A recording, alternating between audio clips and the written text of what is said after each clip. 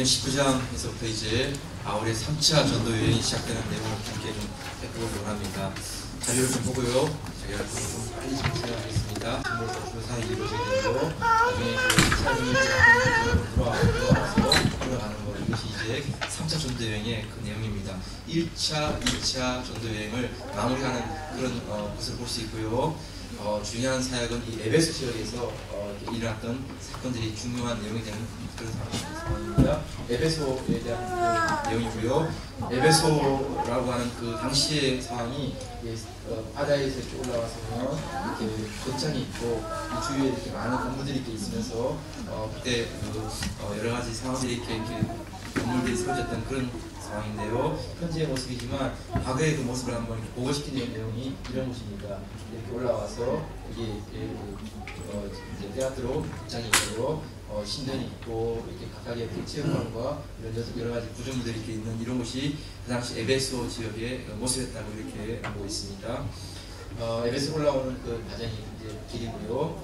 네, 그리고 보게 된 그 극장이죠. 여기서 이제 연극이 이루어지고 노래가 이루어지는 그런 상황이시고요. 네, 이것은 이제 그 당시에 그 셀스토스관이라고 불려지는 곳인데 아마 많은 책들을 보관해서 이런 종교 서적이나 또 이런 이렇게 시안서적, 신앙서적 이런 것들을 이렇게 운영하고 판매했던 그런 곳인 것 같습니다. 남아의 곳이고요. 여기가 아데미 그 신전이에요. 그 7대 불가 사이에 들어가게 가는 그 신전인데 파르테논 신전보다 더 컸습니다. 길이가 137m 되고요. 넓이가 67m, 높이가 18m니까 디테일의 건물로 한 6층 이상이 되는 그런 건물이잖아요. 그런 높이와 함께 이렇게 구조를 하셨는데요. 네, 남아있는 것은 이런 모습이지만 지금 이 모습이 당시에 아마 이런 크기의 모양으로 이렇게 옆으로 펼쳐지고 서있을 것이다 이렇게 짐작하는 것이죠. 그 중에 이제 아데미 여신인데요.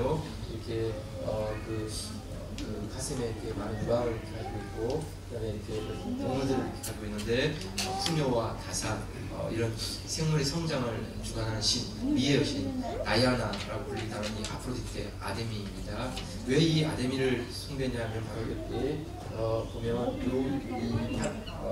아데미 신전에 바로 이 다이아나가 이렇게 새겨져 있으면서 다이아나에게 바치는 신전이다 이렇게 하고 많은 여자 사제가 있었고요. 또 많은 이런 아데미 신상을 파는 이런 사람들이 이렇게 있어서 하나의 큰 사업이 일어나고 있던 바로 곳이 에베소서입니다. 여기까지 보시고 좀 더 설명을 이어가겠습니다. 바울 3차 전도 여행이 시작되고 있는데요. 그 첫 번째 지역이 이제 에베소에서의 중요한 사역이 이루어지고 있습니다. 원래 에베소는 아볼로라는 사람이 거기서 이렇게 복음을 전하고 있었는데 아볼로가 고린도 지역에 복음을 전하기 위해서 간 사이에 바울이 에베소에 가서 이렇게 이제 그들 다시 복음을 확인하고 점검하는 그것이 내용이 되겠습니다. 이 에베소는 신전을 중심으로 해서 가장 중요한 활동이 일어나고 있었고요. 특별히 아데미 신전의 그 의미는 많은 죄를 지은 사람들이 와서 도피처가 되었습니다. 일종의 치유복권 이런 의미가 되는데요. 그 완성된 아데미 신전에서 화살을 쏘아서 그 날아간 거리가 200m였습니다. 그래서 그 신전을 중심으로 해서 200m 안쪽에 들어오면 그것도 살아갈 수 없는 그것을 이렇게 정했습니다. 그래서 일단 전국 각지에서 죄를 지은 사람들이 거기만 들어가면 일단 보호받을 수가 있고 피신할 수가 있으니까 온갖 범죄자들이 다 모여들었습니다. 그들이 모여들어서 또 여러 가지 죄를 또 이렇게 지기도 하지만 특별히 또 이 은으로 된 아데미 여신상을 만들어서 판매하는데 그것이 하나의 큰 사업 비즈니스 조직이 되어서 그것을 아주 조직적으로 잘 판매하는 이런 역할을 해주었습니다.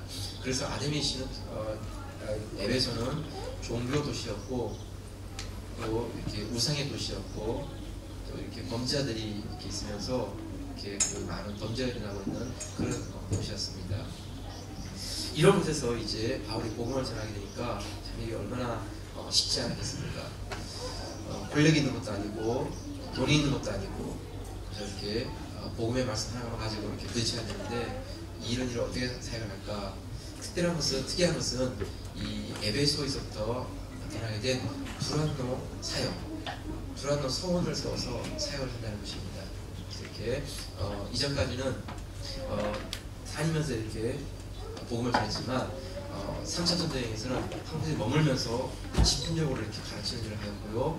또 유대인들에게 이렇게 주로 집중했던 이것을 이제는 유대인 이방인 가리지 않고 이렇게 말씀으로 가르쳐준 사람이 있으면 그들을 양육해서 파송하는 이런 사역을 하는 게 3차 전도여행의 중요한 내용이 되어 있습니다.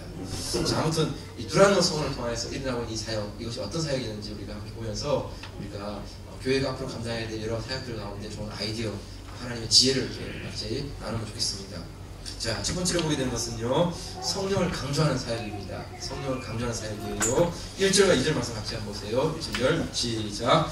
아볼로가 고린도에 있을 때 바울이 윗지방으로 다녀 에베소에 와서 어떤 제자들을 만나 가로되 너희가 믿을 때 성령을 받았느냐 가로되 아니라 우리는 성령이 있음도 듣지 못하였노라 이렇게 말했죠. 너희가 믿을 때 성령을 받았느냐 이렇게 물어보았어요. 그러자 대답이 우리는 성령이 있음도 알지 듣지 못하였노라 이렇게 말했어요. 이 말은 성령의 존재를 알지 못한다 하는 의미가 아니고 성령의 임재를 경험하지 못했다 이런 의미예요. 구약에 보면 그 하나님의 여호와의 신에 대해서 여러 번 언급했기 때문에 여호와의 신이 있다 하는 것을 알게 있고요. 요한도 물세례를 주면서 앞으로 불세례, 성령의 세례를 받게 될 것이라고 말씀했기 때문에 이 성령에 대한 이해가 없다 그건 아니고요. 다만 성령의 임재, 성령의 강림 이것을 아직 알지 못합니다. 이런 대답이라는 거예요. 그래서 그들에게 성령에 대해서 설명하고 예수의 이름으로 그들에게 세례를 베풀 때 성령이 임하고 방언도 하고 예언도 하게 되는 일들이 일어났습니다. 5절 7절 말씀인데 같이 한번 보세요. 5절 9절 시작. 저희가 듣고 주 예수의 이름으로 세례를 받으니 바울이 그들에게 안수하며 성령이 그들에게 임하시고 방언도 하고 예언도 하니 모두 12사람쯤 되니라.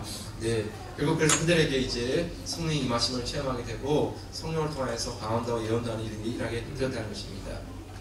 여러분, 우리가 신앙생활 하면서 가장 기본적이고도 가장 기초적인 게 뭐냐 하면 성령으로 충만하고 성령으로 의지하고 성령과 깊이 교제하는 이런 믿음의 삶을 살아가야 되는데 우리가 너무나 기초적인 것이지만 우리가 성령님께 민감하지 못하고 성령님과 자주 교제하지 못하는 것이죠. 그래서 우리가 신앙생활 하면 또 혼자 외롭게 싸워야 되는 거, 또 내가 열심히 이렇게 살아가야 되는 거 이렇게만 하다 보니까 성령님과 그 아주 세밀한 대화를 나누지 못하고 또 성령님의 힘을 공부하지 못하고 성령님의 능력을 따라 살아가지 못하는 가운데 우리가 기복이 심하거나 우리가 넘어지고 일어나는 것을 반복하는 이런 모습이 나타나는 것이지요. 그래서 신앙생활의 가장 기초적인 부분이 뭐냐 하면 성령을 아는 것이고 성령을 의지하는 것이고 성령으로 충만한 삶을 살아가는 것입니다. 여러분, 하나님은 삼위 하나님으로 계시는데 성부와 성자와 성령 삼위 하나님이세요. 그런데 그분들은 모두 하나님이세요. 성부 하나님, 성자 하나님, 성령 하나님. 성부 하나님은 온 우주를 만드신 창조하시는 이 창조 사역을 완성하신 분이시고 성자 예수님은 하나님이 창조하신 그 세계 가운데 인간이 대표자로서 모든 것을 다스릴 수 있는 권세를 부여받았지만 인간이 범죄함으로 말미암아 그 권세가 제대로 나타나지 못하게 되고 또 죄로 말미암아 죽음에 이르게 되고 사망이 일어나게 되고 하나님 주신 그 창조 세계가 왜곡되어지는 이것 때문에 예수님께서 십자가에서 그것들을 다 부속하시고 완성하시는 새롭게 하시는 바로 그 일을 담당하시기 위해서 예수님의 창조 사역을 통해서 다시 회복시키시는 이런 일을 해주셨죠.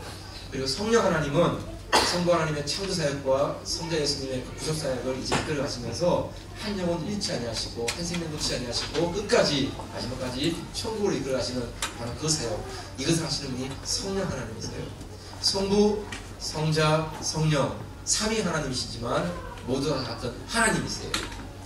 여러분, 그냥 꼭 들어맞는 그 설명은 아니지만 물을 항상 생각해보세요.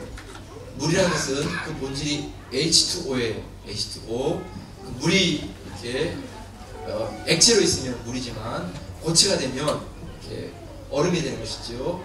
또 기체가 되면 수증기가 되는 것이잖아요. 그래서 얼음과 물과 수증기와 이렇게 모양이 다르고 형태가 다르지만 그 본질은 H2O예요. 그렇죠? 성부 하나님, 성자 예수님, 성령 하나님, 삼위 하나님이신데 그분들은 그 본질이 하나님이세요. 존재와 영광과 능력과 권세가 하나님이세요.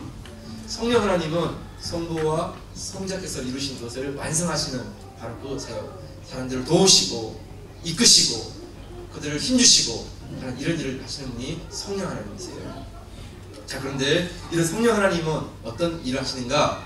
여러분 사도행전 2장 17, 18절 한번 보세요. 성령 강림이 일어난 이후에 어떤 말씀하시는지 시작. 하나님이 가라사대 말세에 내가 내 영으로 모든 육체에게 부어주리니 너희의 자녀들은 예언할 것이요 너희의 젊은이들은 환상을 보고 너희의 늙은이들은 꿈을 꾸리라. 그러나 그때 내가 내 영으로 내 남종과 여종들에게 부어주리니 저희가 예언할 것이요.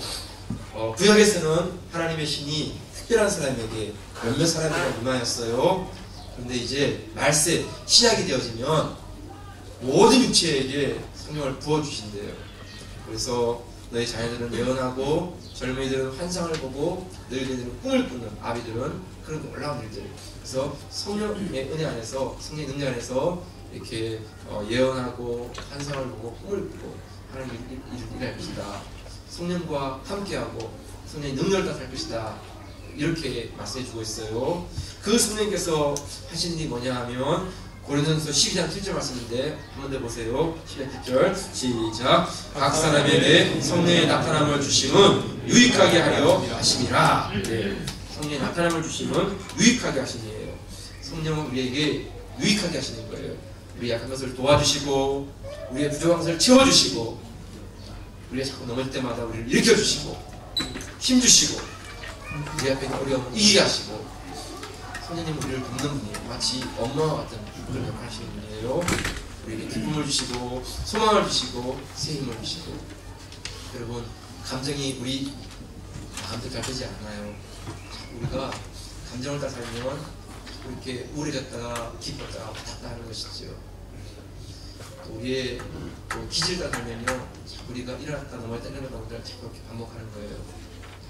그런 우리를 아신 성령께서 우리의 마음을 붙잡아 주셔서 우리가 소망을 잃지 않게 하시고 기쁨을 잃지 않게 하시고 용기를 잃지 않게 하시고 힘을 잃지 않게 하시면서 우리를 한 걸음씩 한 걸음씩 이끌어 주시는 분, 그분이 성령 하나님이세요.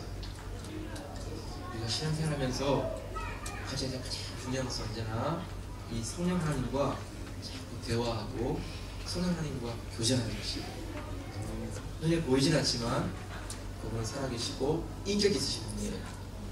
그래서 그분에게 우리의 힘든 것도 우리의 연약한 것도 우리의 화난 것도 우리의 슬픈 것도 이렇게 하나씩 아뢰이면 성령 하나님께서도 우리 마음을 만져주시고 위로해주시고 격려해주시면서 우리를 이끄시고 함께 하시는 것들을 보여주시고. 네. 신앙생활은 성령과 함께하는 삶, 성령으로 충만하는 삶, 이것이에요. 우리가 너무나 잘 아는 말씀 같은데요. 참 이게 너무나 기초적이고 기본적이지만 잘 안 되는 거예요. 이게. 네. 전도폭발 훈련을 받고 나면 이제 복음 지시를 하게 되는데 복음 지시를 할 때 언제나 두 가지의 진단 질문에서 두 가지 질문을 던져요.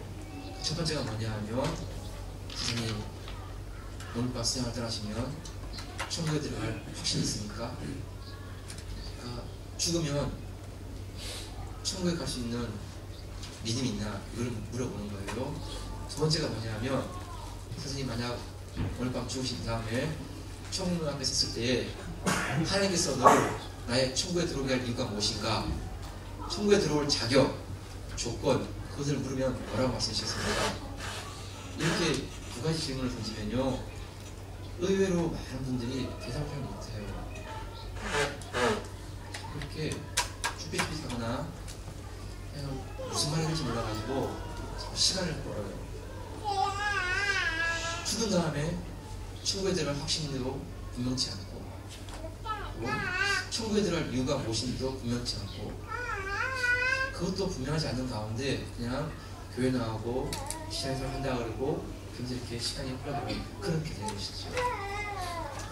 그래서 여러분, 기초가 아주 분명하지 않으면 자꾸 우리가 이단이 와서, 사탄이 와서 우리한테 자꾸 시비를 걸면 자꾸 넘어지는 거예요. 야, 너 그 모습으로 천국 갈 수 있어? 너 그런 모습으로 하나님 할 수 있어? 자꾸 이러는 거예요. 자꾸 양심에 이렇게 찔리고 마음에 찔리고 그러면 자꾸 넘어지는 것이죠. 네, 여러분, 우리가 믿은 다음에 천국 가는 것은요, 우리가 예수님 믿기 때문이에요. 네. 여러분, 예수님 그분이 부활이고 생명이니 무릇 나를 믿는 자는 죽어도 살겠고 무릇 살아서 믿는 자는 영원히 죽지 아니하리라. 이것을 내가 믿느냐? 라고 분명히 말씀하셨어요. 주님께서는 요한복음 6절 말씀에 나는 길이요 진리요 생명이니 나로 말미암지 않고는 아버지께로 올 자가 없느니라. 주님 그분만이 유일하게 길이시고 생명이시고 진리라고 말씀하셨어요. 누구든지 그를 믿는 자는 하나님 천국을 하는 길, 천국을 하는 진리, 천국을 하는 영생을 얻는다고 말씀해 주셨어요. 우리가 우리의 공로 때문에, 우리의 자격 때문에 얻는 게 아니에요. 예수 그리스도를 말미암아 우리가 천국 가는 그 권세, 그 자격을 얻게 된 것이에요. 여러분, 네가 나의 천국에 들어갈 이유가 뭐냐? 이렇게 묻는다면 다른 건 아무것도 없고 다만 예수님 믿는 것, 그 하나 때문에 들어갑니다. 네. 십자가에서 이루신 그 구속의 완성, 그거 사건을 내가 믿는 그 믿음 때문에 들어갑니다. 네, 이거예요. 그래서 여러분, 우리가 범죄할 때, 내년에 쓰러질 때, 여러분 다시 우리를 일어나게 하시고 일으켜주시고 세워주신 이유가 뭐냐 하면 예수 그리스도 그분 때문에, 예수 그리스도 십자가이고 죄 용서 때문에 다시 우리를 하나님의 자녀 일으켜주시고, 너는 결코 버림받지 않고 너는 결코 포기할 수 없는 나의 사랑하는 자녀이고 나의 백성이다, 이렇게 말씀하시는 거예요. 네. 여러분, 우리 신앙생활은요 성령님과 함께 하는 거예요. 네. 넘어지더라도 다시 성령님께 의지해야 돼요. 죄를 지더라도 다시 성령님 붙잡고, 실패하더라도 다시 성령님과 함께하고, 그분께 말씀드리고 그분께 도움을 구하고. 이것이 신앙생활입니다. 성령 없이는 불가능해요. 성령 없이는 할 수가 없어요. 가장 기초적인 것이고 가장 기본적인 것이기 때문에 여러분, 길을 갈 때도, 운전할 때도, 밥을 먹을 때도, 잠을 잘 때도 성령님과 대화하는 거예요. 성령님 도와주세요. 성령님 힘주세요. 성령님 지혜주세요. 성령님 길을 보여주세요. 성령님 제 발걸음을 인도해주세요. 이 범죄 자리에서 내가 빠져나가게 하시고 이 유혹을 이길 수 있게 해주세요. 성령을 의지하고 할 수 있는 성령을 충만하면, 네, 여러분, 우리가 마귀가 우리한테 다가오지도 못하고요, 악의 것을 제압할 수 있는 그런 능력의 사람 쓰임받는 것이죠. 성도 여러분, 우리 신앙생활은 성령 함께하는 삶, 성령 충만한 삶, 아멘. 성령을 강조하는 믿음, 성령을 증거하는 믿음 되시기를 주의 이름으로 축복합니다. 자, 두 번째가 뭐냐면 이제 말씀으로 양육되는 것이에요. 네. 두 번째 신앙생활이 부담스러운 게 뭔가 하면 말씀을 양육하는 것이에요. 8절부터 10절까지, 9절 10절까지 다 같이 보세요. 9절 시작. 어떤 사람들은 마음이 굳어 순종치 않고 우리 앞에서 이들을 비방하거늘 바울이 그들을 떠나 제 아들을 따로 세우고 그러한 도성에서 날마다 강론하여 이같이 2해 동안 하매 아시아에 사는 자는 유대인이나 헬라인이나 다 주의 말씀을 듣더라. 2차 전도여행 할 때는요, 전도하면서 계속 이렇게 이동해서 모험에서 했는데 3차 전도여행의 특징이 뭔가 하면 어느 한 곳에 가면 그곳에 머물러요. 그곳에서 이렇게 하나님 말씀을 강론하고 그리고 그들에게 가르치면서 제자들을 양육해가는 이런 사역을 하고 있어요. 에베소에서도 회당에서 말씀을 전했는데 유대인들이 자꾸 그 말씀을 거부하고 비방하면서, 그러니까 바울이 회당을 나와가지고 자그마한 조란노 소원을 써왔어요. 그리고 거기서 2해 동안, 2년 동안을 말씀을 가르쳤어요. 근데 여러분, 아침부터 저녁까지 이렇게 한 게 아니고요, 사도 바울은 텐트메이커, 자비라는 성격이기 때문에 오전에는 일을 하고요, 에베소 지역도 이 이태리만큼이나 여름에는 많이 더워요. 그래서 12시부터 오후 3시까지는 일을 안 했대요. 잠을 자거나 쉬었대요. 그러니까 아마 바울도 오전에 일을 하고 점심을 먹고 난 다음에 그다음에 한 2시간 정도 계속 이렇게 말씀을 가르치는 일들을 2년 동안 한 거예요.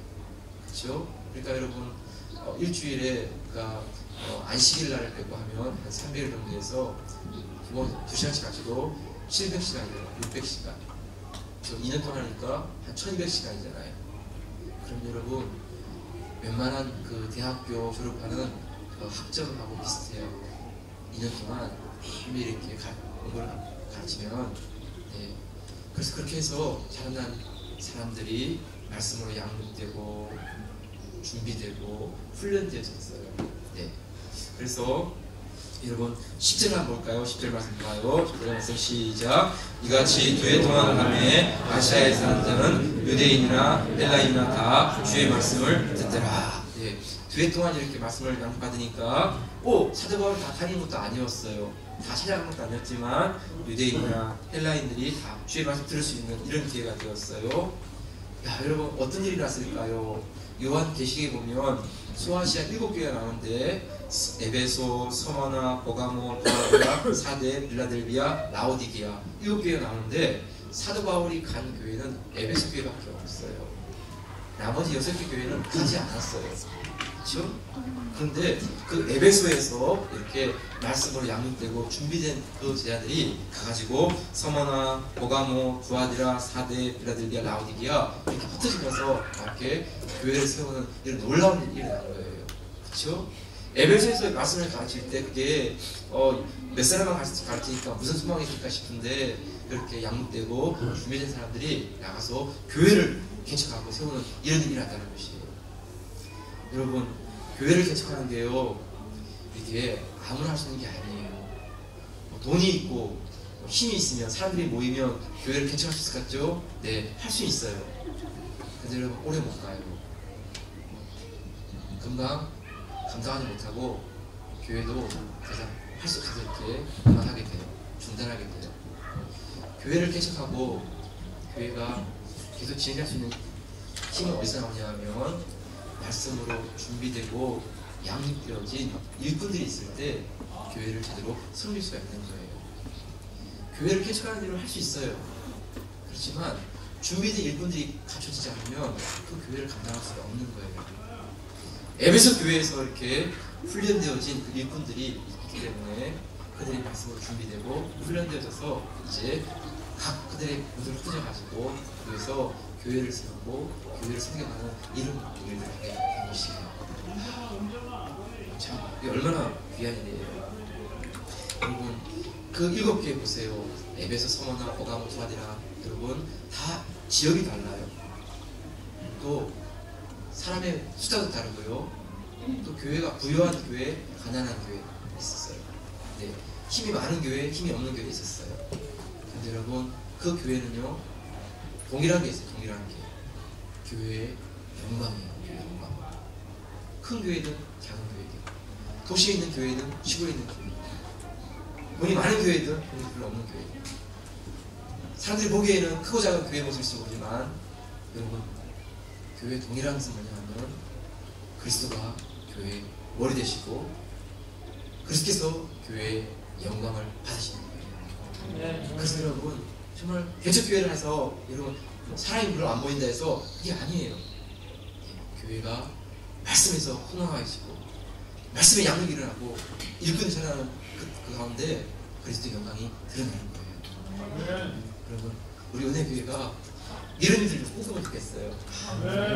제 생각인데 제 마음속에는요 유럽에 있는 나라에 은혜교회를 세울 수 있는 그런 교회가 되면 좋겠어요. 아니, 교회 많은 데가 싸우자는 얘기가 아니에요. 정말 교회는 필요한데 교회를 세울 수가 없는 곳에 정말 저희가 말씀을 준비되고 훈련된 가운데 그곳에 가서 섬길 때 교회가 후원하고 사역을 지원하고 기도를 도와주고 그런 정말 꼭 필요한 지역에 세워질 교회를 하나씩 해석하면서 유럽에 있는 26개 나라에 그런 교회를 세울 수 있었으면 좋겠고요. 아프리카 지역에 그런 교회를 세웠으면 좋겠고 네, 여러분 사람은 할 수 없지만 하나님 하실 거예요. 네. 기도하면서 그런 꿈을 가지고 기도를 가지고 나가는 교회 되면 좋겠습니다. 네. 말씀을 양육한 사람이 있을 때 하나님의 교회를 성립짓고 세울 수가 있는 것이에요. 네. 마지막 세 번째가 뭐냐면요, 교회 안에 나타나는 권세예요. 권세, 능력이에요. 두란노 사역 가운데 이런 게 보였어요. 11절 12절 말씀 한번 볼까요? 11절 12절 시작. 하나님이 바울의 손으로 희한한 능을 행하게 하시니 심지어 사람들이 바울에 보면서 손수건이나 앞치마를 가져다가 병든 사람에게 얹은즉 그 병이 떠나가고 악기도 나가더라. 오. 그 희한한 일이라는데 그 희한한 일이 뭐냐 하면 바울의 손수건, 아마 일을 하면서 땀을 닦았던 거겠죠. 그 손수건을 갖다가 얹으면 막 귀신이 떠나고요. 바울이 일하면서 그 앞치마 아마 그거를 이렇게 들고 벗다가 사람을 얹으면요 막 질병이 낫는 거예요. 이야, 진짜 재밌겠죠, 그죠? 선생님 빨리 땀을 닦으세요. 막 닦으면 또 가세요. 막 닦으세요. 하시다가 막 이야, 이거 앞치마를 막 서로가 하지 않을까? 막 이렇게 막 그죠? 앞치마를 막 이게 많이 쓸 거예요. 한 시간 갈아입고 또 한 시간 갈아입고 막 이런 식으로. 이야, 여러분 참 이런 일이 보이면요 사람들이 다 신기하고 막 휘둥그레질 거예요. 그렇죠? 막 난리가 날 거예요. 근데 이런 일이 나니까 참 너무 놀라운 변화가 일어났어요. 어떤 변화가면 17절 19절 말씀 같이 한번 봐요. 17절 19절 말씀 시작. 에베소에 거하는 유대인과 헬라인들이 다 이를 알고 두려워하며 주 예수의 이름을 높이고 많은 사람들이 와서 작업하여 행한 일을 구하며 또 마술을 행하던 많은 사람이 그 책을 모아 가지고 와서 모든 사람들에서 불사르니 그 책값을 계산한즉 은 5만이나 되더라. 많은 사람들이 그 모습을 보면서 두려워했어요. 그리고 마술을 하는 사람들은 회개하고 그동안 사용한 책들을 다 부살라 버렸는데 은이 5만 드라크마 되는 그런 가격이었다고요. 여러분 얼마나 이게 참 비싼 그 가격의 책들을 다 태워버릴 만큼의 그런 감동, 그런 은혜, 그런 능력을 이렇게 경험했어요. 여러분 참 이런 일들 보면요 너무 신날 거예요. 자, 근데 이런 일이 일어나고 있지만 오늘 본문을 같이 보게 되면 참 귀한 모습이 있어요. 11절 한번 더 볼까요? 11절 말씀인데요. 11절 시작. 하나님이 바울의 손으로 희한한 능을 행하게 하시니. 여러분 중요한 게 뭔가 하면 바울의 능력이나 바울의 이런 자랑이 아니라는 거예요. 하나님이 주어가 하나님이에요.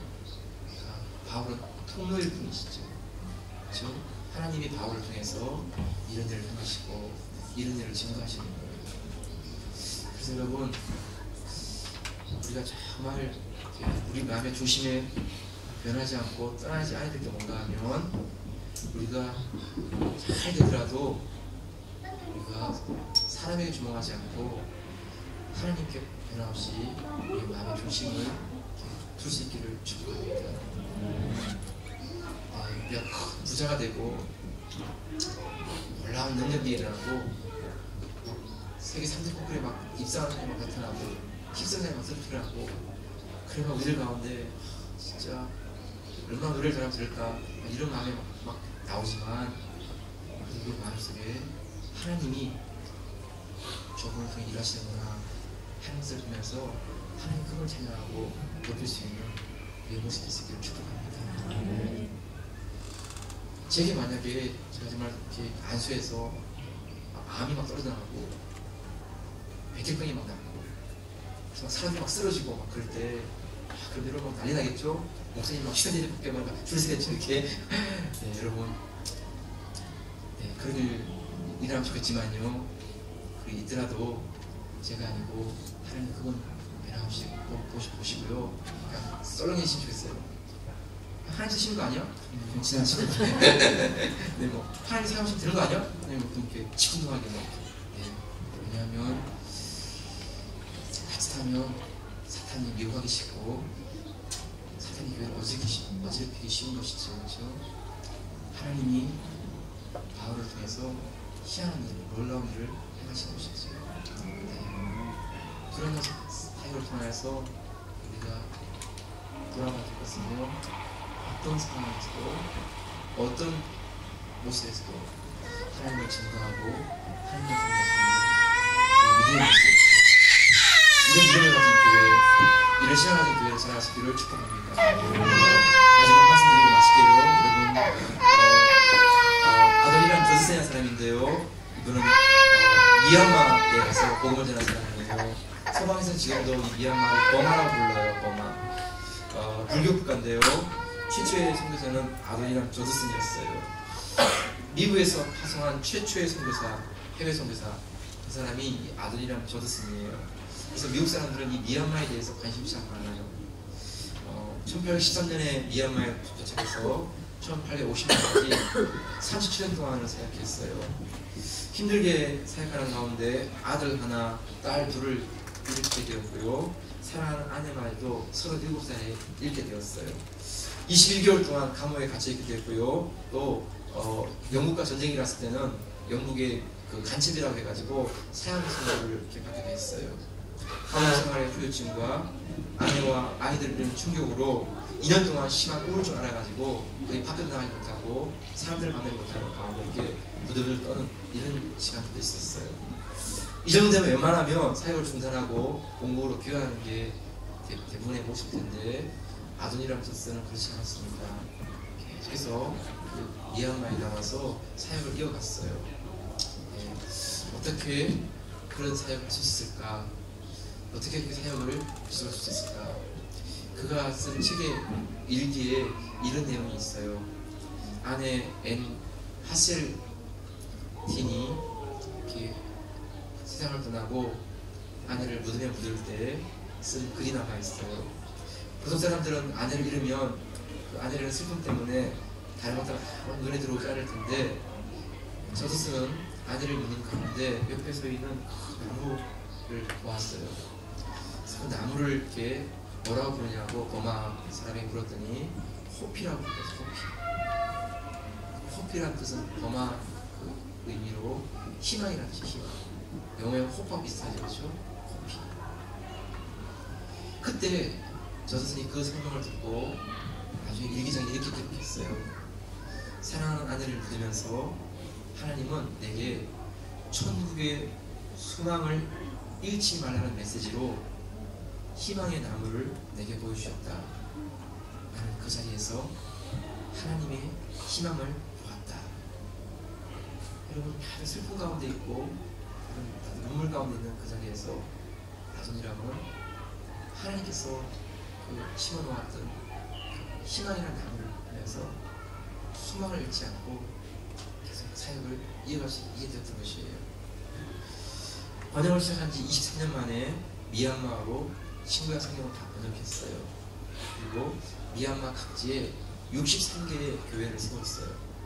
1850년 4월 2일날 저슨이 세상을 떠났을 때에 정부 보고서에 의하면 21만 명이, 물론 숫자가 약간 왔다 갔다 해요. 그런데 약 21만 명의 크리스찬이 있다는 보고를 남겨놓았어요. 아돈이라에 들어갔을 때는 아무도 없었어요. 불교 국가이기 때문에. 근데 그가 들어가서 37년 동안 감옥에 갇히고 매를 맞고 아내가 죽고 세 명의 아이가 먼저 떠나가고, 그런 가운데 21만 명의 하나님의 사람들이 영혼들이 살아갈 수 있는 그런 가운데 되었어요. 네, 여러분, 에베소라는 그 도시는요, 참 거대한 도시였고 우상의 도시였어요. 범죄자들이 조직을 이루어서 사업을 하고 밀거래를 하는 그런 도시. 그 도시에서 복음을 전한다는 게 얼마나 큰 부담감이었겠어요. 무슨 희망이 보일까? 무슨 소망이 있을까? 그렇지만 성령을 의지하고 말씀으로 제자들을 양육하고 그리고 그 속에서 훈련되신 하나님의 백성들이 나가서 교회를 섬기게 돼요. 변함없이 하나님을 증거하고 하나님을 드러냈을 때 그 에베소 도시가 뒤집어지는, 변화되어지는 하나님의 교회가 되는 것이었어요. 성도 여러분, 우리가 이 땅에서 우리의 눈으로 볼 때는 도무지 뭐가 변화가 있을까 이런 마음들이 있지만, 우리가 바울이 에베소에서 했던 그 모습처럼 그냥 성령을 의지하고 하나님의 말씀을 따라서 우리가 훈련되고 준비되고 어떤 상황에도 하나님을 증거하고 드러내는 그런 가운데 우리가 믿음으로 승리하는 신앙, 믿음으로 승리하는 기도 있기를 주의 이름으로 축복합니다. 주님 말씀 붙잡고 같이 한번 우리 1분 잠깐 기도하겠습니다. 하나님 아버지